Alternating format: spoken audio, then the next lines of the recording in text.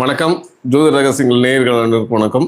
நீங்கள் நம்ம பார்க்கக்கூடிய விஷயம் வந்து பார்த்தீங்கன்னா, உங்கள் பிறந்த தேதியில் ஒளிந்திருக்கக்கூடிய ரகசியங்களை பற்றி தான் பார்க்க போகிறோம். அதே மாதிரி நீங்கள் பிறந்த நட்சத்திரத்தில் இருக்கக்கூடிய ரகசியங்கள், இது வந்து எல்லாருமே வந்து பிறந்த தேதிக்கு வந்து பார்த்தீங்கன்னா, நீங்கள் இந்த கோயில்களுக்கு போகிற மாதிரியான விஷயங்கள் நிறைய பரிகாரம் கொடுப்பாங்க, நட்சத்திரத்துக்கான பரிகாரம் கொடுப்பாங்க. அந்த மாதிரி இல்லாமல் நம்ம என்ன பண்ணுறோம்னா, நம்ம கொடுக்கக்கூடியது எல்லாமே வீட்டில் இருந்து நீங்களே வந்து எல்லாரும் பயன்படுத்தக்கூடிய ஒரு மெத்தட் தான் நம்ம பயன்படுத்த போகிறோம். சரிங்களா? அந்த மாதிரி விஷயங்களை ரகசியங்களை தான் நம்ம கொடுக்க போகிறோம். முதன்மையாக அதில் சொல்லக்கூடியது என்ன அப்படின்னா, எல்லாரும் வந்து கொஞ்சம் ஒரு நோட் பென் எடுத்து வச்சுக்கோங்க. ஏன்னா நம்ம கொடுக்கக்கூடியது எல்லாமே வந்து பார்த்தீங்கன்னா ஸ்பெசிஃபிக்காக உங்களுக்கு ஒவ்வொன்றா கொடுக்கறதுக்காக ரெடியாக இருக்கிறோம். அப்போது நீங்கள் நோட் பெண்ணால் நீங்கள் நோட் பண்ணிக்கிட்டால் மட்டும்தான் அடுத்தடுத்த விஷயங்கள் நீங்கள் ஈஸியாக அதை ஃபாலோ பண்ணிக்கிறதுக்கு ஈஸியாகவும் இருக்கும். இது லைவ் போயிட்டுருக்கு. லைவில் கூட நீங்கள் அடிக்கடி பார்த்துக்கலாம். இருந்தாலும் கூட நீங்கள் இப்போ பார்த்துட்டு இருக்கிற நேயர்கள் நோட் பெண்ணை வச்சுக்கிட்டு நீங்கள் நோட் பண்ணிட்டீங்கன்னா, உங்கள் குழந்தைகள் வந்து படிப்புக்கு என்ன மாதிரியான விஷயங்கள் பண்ணணும், வியாபாரங்கள் பண்ணுறவங்களுக்கு என்ன மாதிரியான விஷயங்கள் பண்ணால் வியாபாரம் நல்ல ஒரு நிலையை அடைய முடியும்.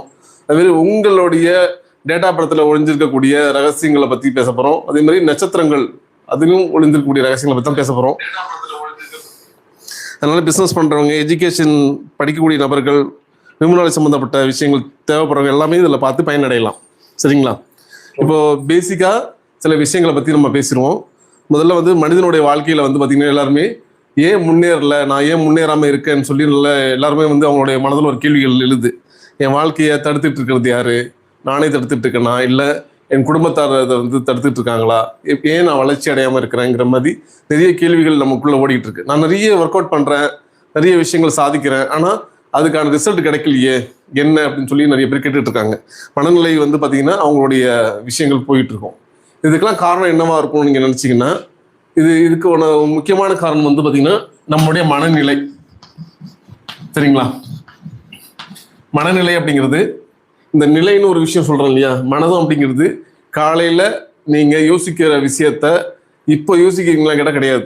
அப்போ மனதில் எண்ணங்கள் ஓட்டங்கள் நிகழ்ந்துக்கிட்டே இருக்குது. அப்போ நிகழக்கூடிய விஷயத்தில் நம்ம காலையில் ஒரு விஷயம் யோசிக்கிறோம், அடுத்த நிமிஷமே அடுத்த செகண்டே வேறு விஷயத்துக்கு மாறிடுறோம். நம்ம நிலை வந்து மாறிக்கிட்டே இருக்குது.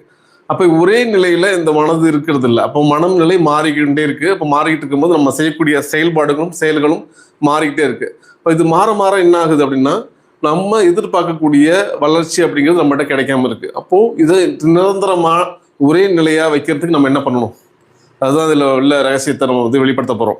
சரிங்களா? அதுமாதிரி எப்பயுமே வந்து பார்த்திங்கன்னா ஒருடைய மனநிலை இருக்கு இல்லையா, அது என்னவா இருக்கும்னா ஒரே இடத்துல நிலைச்சு நிற்கிறது இல்லை. அது இடத்துக்கு தகுந்தாற் போல நம்ம பார்க்கக்கூடிய விஷயங்கள், பேசக்கூடிய விஷயங்கள், காதல் கேட்கக்கூடிய விஷயங்கள் தகுந்தாற் போல மாறிக்கிட்டே இருக்குது. அப்போது இது மாறிக்கிட்டே இருக்குது. இது மாற மாற என்ன ஆகுது, நான் ஒரு விஷயம் முன்னாடி யோசிச்சு விஷயத்த நான் என்னோட மனநிலையிலே மாற்றிக்கிட்டே இருக்கேன். சரியா? இப்போ ஒரு விஷயம் நல்லதுன்னு யோசிச்சு வச்சுருப்பேன்.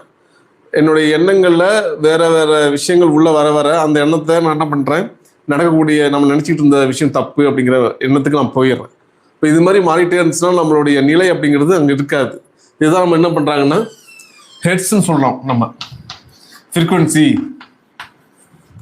நீங்கள் என்ன மனநிலையில் ஒரு விஷயத்தை யோசிக்கிறீங்க அதை பொறுத்து தான் உங்களுடைய வாழ்க்கை மாறும், நீங்கள் ஜெயிக்க முடியும். அப்போ என்ன மனநிலையில் நீங்கள் யோசிக்கிறீங்க, என்ன மனநிலையில் நீங்கள் அந்த விஷயத்தை செய்கிறீங்க, என்ன மனநிலையில் நீங்கள் அந்த விஷயத்தை உள்வாங்கினீங்க அப்படிங்கிற விஷயத்தை கொண்டு தான் நம்மளுடைய வாழ்க்கை தரம் உயர்ந்துகிட்டே இருக்குது. சரிங்களா? என் வாழ்க்கை தரம் ஏன் உயரலைன்னா இந்த ஃப்ரீக்வன்சிங்கிறது ஒரு விஷயம் இருக்குது. ஹெட்ஸ் ஃப்ரீக்வன்சி சொல்கிறோம்.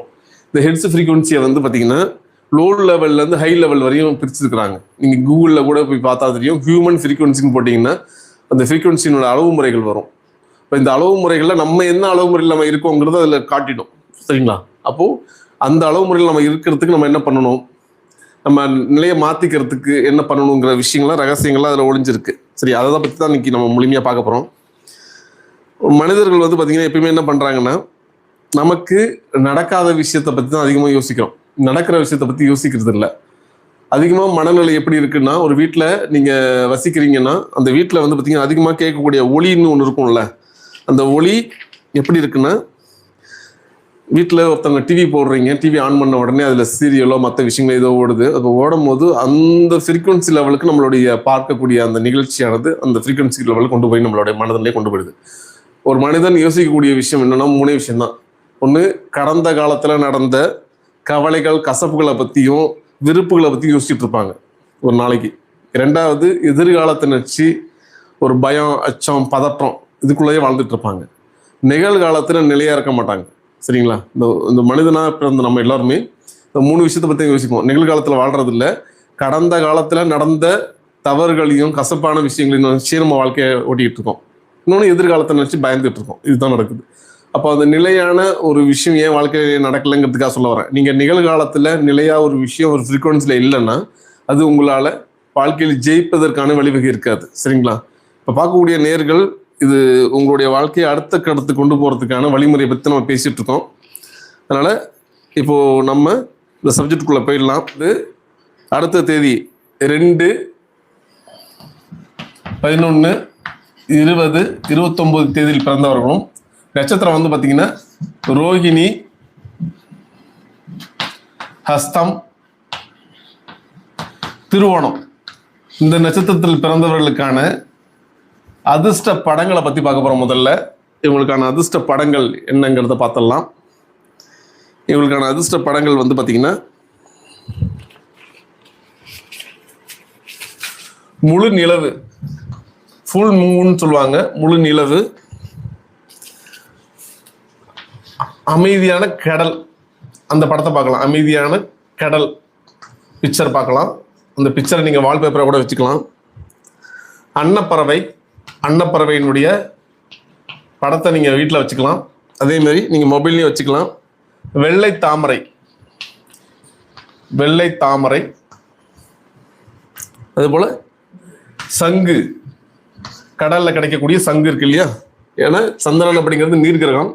அப்போ சந்திரனுக்கு வந்து பார்த்தீங்கன்னா எப்பவுமே உங்களுடைய மனநிலை வந்து மாறிக்கிட்டே இருக்கும்.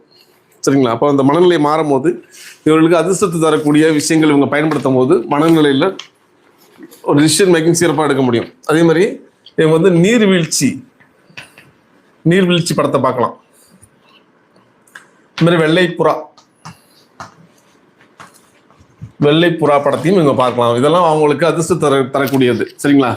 இதெல்லாமே வந்து பார்த்தீங்கன்னா ஸ்பெசிஃபிக்காக ரெகுலராக எல்லாரும் பயன்படுத்தக்கூடிய படங்கள் தான் நம்ம கொடுத்துருக்கோம். இதில் உங்களுக்கு என்ன படங்களை பயன்படுத்த நல்லா இருக்கணும், உங்களுக்கு பிடிச்சமான படத்தை நீங்கள் பயன்படுத்திக்கலாம். ஆப்ஷன்ஸ் நிறைய இருக்குது, நீங்கள் பயன்படுத்துறதை பொறுத்து. சரிங்களா? அதே போல் இவர்களுக்கு என்னென்ன ராகங்கள் பயன்படுத்தினா நல்லா இருக்கும்னு பார்க்க போகிறோம். நீலாம்பரி ராகம், ஆனந்த பைரவி ராகம், அப்புறம் ரேவதி, அப்புறம் வந்து ஹிந்தோளம் அப்படிங்கிற ராகம், ஹிந்தோளம்ங்கிற ராகம் இவங்க கேட்டுட்டு வரலாம். பணவரவை தரக்கூடிய ராகங்களில் இந்த நீலாம்பரி, ஆனந்த பைரவி, ரேவதி, ஹிந்தோளம்ங்கிற ராகத்தை இவங்க பயன்படுத்திட்டு வரலாம். அதே போல் இவங்களுக்கான ஹெட்ஸ் என்ன ஹெட்ஸில் இவங்க வந்து இவங்களுடைய வாழ்க்கையை மாற்றுவதற்கான மன அமைதிக்கான விஷயத்தை என்னன்னு பார்த்துடலாம். இவங்க வந்து 8 ஹெட்ஸ், 7.83 ஹெட்ஸ், அப்புறம் 6 ஹெட்ஸ், 4 ஹெட்ஸ், 10 ஹெட்ஸ் அப்படிங்கிற மாதிரி விஷயங்களும் இங்கே பார்த்துட்டு வரலாம். இதெல்லாம் வந்து பார்த்தீங்கன்னா யூடியூப் சேனல்லே கிடைக்கும். நீங்கள் வந்து இந்த ஹெட்ஸை போட்டிங்கனாலே அந்த ஹெட்ஸ் எதுக்கு பயன்படுத்தணும், எவ்வளோ நேரம் பயன்படுத்தணும், அதை எப்போ பயன்படுத்தணுங்கிற எல்லா விவரங்களும் அதில் இருக்குது. நீங்கள் அதை போட்டு நீங்கள் பயன்படுத்திக்கலாம். சரிங்களா? எல்லாமே நம்ம என்ன மாதிரி விஷயங்களை பயன்படுத்தி வெற்றி அடைங்கிறத பொறுத்து தான் இருக்குது. இந்த 2/11/2029 தேதியில் பிறந்தவர்களும் ரோஹிணி, ஹஸ்தம், திருவோண நட்சத்திரத்தில் பிறந்தவர்களுக்குமான அதிர்ஷ்ட படங்கள், பணவரவை தரக்கூடிய ராகங்கள், அதிர்ஷ்டத்தை தரக்கூடிய பணவரவை தரக்கூடிய ஹெட்ஸ் அந்த ஃப்ரீக்வன்சி லெவலில் கொடுத்துருக்கோம். சரிங்க? இதை ஒரே இடத்துல உங்களுக்கு வந்து நீங்கள் பார்த்து அதை நீங்கள் வெற்றி அடைவதற்கான வழிவகை இருக்குது.